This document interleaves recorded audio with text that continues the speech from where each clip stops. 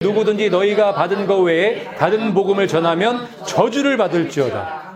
그 정도로 다른 복음이 무섭다는 거죠. 너무너무 무서운 복음이 다른 복음이라는 거예요. 그러면 여기서 사도 바울이 말하는 다른 복음은 뭘까? 예수님 없이 구원받을 수 있다는 게 다른 복음이라는 거예요. 예수님 외에도 어떤 길이 있다고 가리키는 그런 종교, 그런 말씀, 이게 다른 복음이라는 거예요.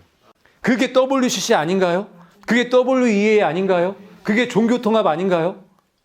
그렇기 때문에 제가 말씀을 드리는 거예요. 여기 있는 이 사람들이 지금 다른 복음을 전하고 있다고 말씀을 드리는 거예요. 종교통합하려고 지금 맨 앞에 서 있는 사람들이잖아요. 그렇죠? 그래서 이들은 지금 다른 복음을 전하고 있다고 볼 수밖에 없는 거예요. 종교통합은 예수님 없이도 구원이 가능하기 때문에. 그런데 기독교는 그럴 수가 없는 거죠. 예수님 없이 구원을 있을 수가 없어요.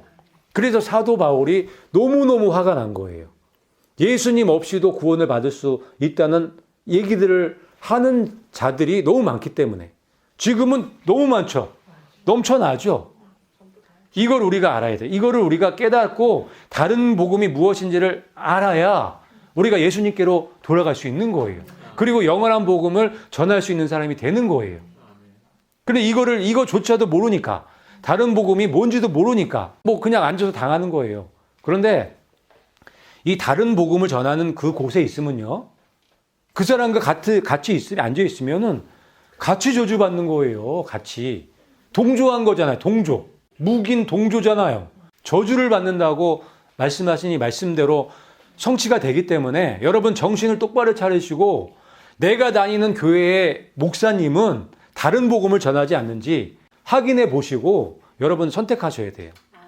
사람이 의롭게 되는 것은 율법의 행위로 말미암음이 아니요 오직 예수 그리스도를 믿음으로 말미암은 줄 알므로. 아멘. 율법의 행위로 의롭게 될 수 없다는 걸 말씀하는 거예요. 그 얘기는 뭐냐면 오직 예수 그리스도로 말미암아서, 예수님의 그 은혜로 말미암아서 구원을 받는 거예요. 예수님을 믿음으로 구원받는다는 얘기를 하는 거예요. 그런데 종교 통합함으로 인해서 거기에도 구원이 있다고 얘기를 하는 거면은 말도 안 되는 다른 복음을 전하고 있는 거죠. 그거를 지금 얘기를 하는 거예요. 율법의 행위로서는 의롭다함을 얻을 육체가 없느니라. 아멘. 아무리 착한 일을 많이 해도 구원 못 받는다는 말씀이죠. 예수님이 십자가에 죽어주신 이유가 거기 있는 거예요. 우리를 구출하고 우리를 구원할 수 있는 방법은 예수님의 죽음뿐이 없었기 때문에 죽어주신 거거든요. 그런데 예수님 없이도 구원이 있대. 말도 안 되는 다른 복음이죠. 그러면 우리가 예수님을 믿으면 어떻게 구원을 받을 수 있을까요? 예수님을 믿음으로 구원을 받는다는 얘기는 우리의 정신, 우리의 사상이 예수님처럼 바뀌었다는 얘기예요. 예수님을 믿으면 우리가 예수님처럼 바뀔까요? 우리의 믿음의 체계가 예수님처럼 바뀌어야 되는 게 정상일까요? 당연하죠. 우리가 예수님의 말씀을 날마다 먹게 되면 내 마음판에 뭐가 심겨요? 예수님의 말씀이 심기겠죠. 그래서 그 말씀이 자라겠죠. 그래서 열매를 맺겠죠. 그래서 믿음으로 구원을 받는 거예요. 그러면 내가 예수님처럼 그 성품이 바뀌었어요? 정신이 바뀌었어요? 그 사람은 율법을 지킬 수 있을까요? 그냥 쉽게 되겠죠. 그 말씀을 하시는 거예요. 예수님의 정신 없이, 예수님의 믿음 없이는 율법을 못 지킨다는 얘기를 하는 거예요. 육신을 가지고는 율법을 지킬 수가 없어요. 몇 번은 지킬 수 있지.